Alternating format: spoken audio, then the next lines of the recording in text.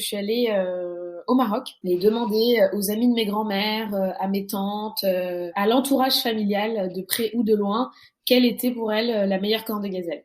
Chez quel pâtissier, chez quelle mama, quelle personne de ta famille la faisait le mieux. Et en fait, j'allais essayer de choper tous les petits secrets et de goûter pour moi m'approprier, parce que bien évidemment, j'avais une idée en tête d'enfance, mais je voulais vraiment aller jusqu'au bout des choses. Et pour moi, si je devais décliner une pâtisserie en 2001 façons, il n'y avait aucun autre choix que ce soit ma recette, en tout cas Ouais. originelle, soit la meilleure. Donc c'est pour ça que j'ai pris du temps à aller chercher toutes ces petites astuces.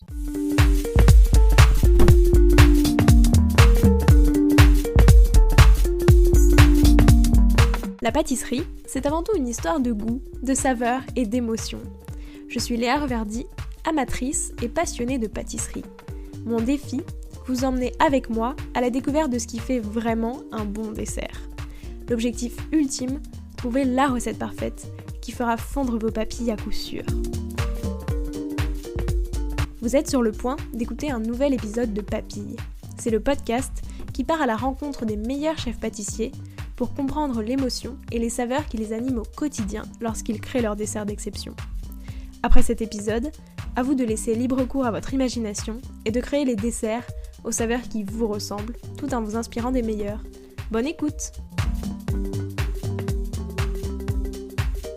Bonjour à tous et à toutes. Cette semaine, j'ai voyagé au Maroc grâce à Sarah Boukaled, la fondatrice de Maison Gazelle. Il y a un peu plus de 3 ans, lorsqu'elle a créé la Maison Gazelle, Sarah avait un objectif, remettre à l'honneur un classique de la pâtisserie marocaine, la corne de gazelle, et son pari est très réussi. Dans cet épisode, elle m'explique notamment comment l'amour de sa double culture, mais aussi de l'amande, lui a donné envie de travailler à la corne de gazelle, mais aussi son envie d'aller toujours chercher les meilleurs produits en rencontrant des petits producteurs marocains, français, etc. Et enfin, ce qui fait une vraie bonne corne de gazelle. Bonne écoute! Bonjour Sarah, il y a quelques années, tu as ouvert la Maison Gazelle. Déjà, quel était ton projet avec ce lieu? Bonjour Léa. Le projet avec ce lieu, c'était d'allier le raffinement marocain à l'élégance française. C'est un peu un hommage à ma double culture. Et l'idée, c'était surtout de faire un lieu décrivant au mieux mon univers et en s'éloignant au plus loin des stéréotypes qu'on peut avoir sur la pâtisserie orientale au sens large du thème. Bah écoute, on va y revenir sur tout ce que tu proposes dans ta boutique, etc. Mais avant, je te propose de revenir sur ton parcours au prisme des saveurs.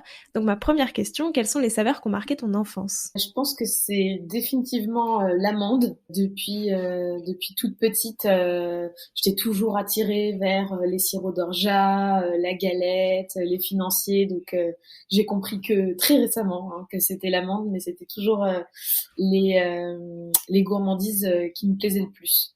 Euh, Même dans les pâtisseries marocaines, c'était toujours celles qui ont le plus le goût d'amande vers lesquelles j'étais attirée. Et du coup, c'est un produit que tu aimes bien réutiliser aujourd'hui dans tes créations? Ouais, il est vraiment au cœur de ma démarche sur toutes mes boîtes, dans ma boutique, on a trois énormes silos avec 3 variétés différentes. L'idée, c'est vraiment de faire la part belle à l'amande et en tout cas d'essayer de la sublimer à travers notre collection. Et à quel point, sur ces 3 silos justement de types d'amandes différentes, on sent la différence de goût? Enfin, toi, qu'est-ce que tu t'identifies le plus dans chacune un peu? Elles vont surtout avoir une différence en termes de puissance aromatique.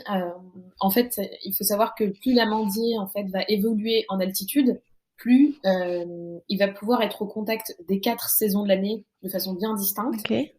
et donc évoluer pleinement et donc avoir nous offrir des amandes qui ont du goût, qui sont grasses, riches en fait naturellement et donc qui ont du goût. Donc, j'ai 3 variétés. La première qui s'appelle la variété roussie qui évolue à 1000 mètres d'altitude.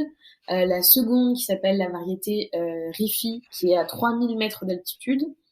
Donc la première, pardon, on est au centre du Maroc, dans le Moyen Atlas. La seconde, le Rif, c'est donc tout au nord, frontalier presque avec l'Espagne. Et enfin, la dernière qui est la Beldi, qui évolue à 4000 mètres d'altitude. Et là, on est dans le Haut Atlas,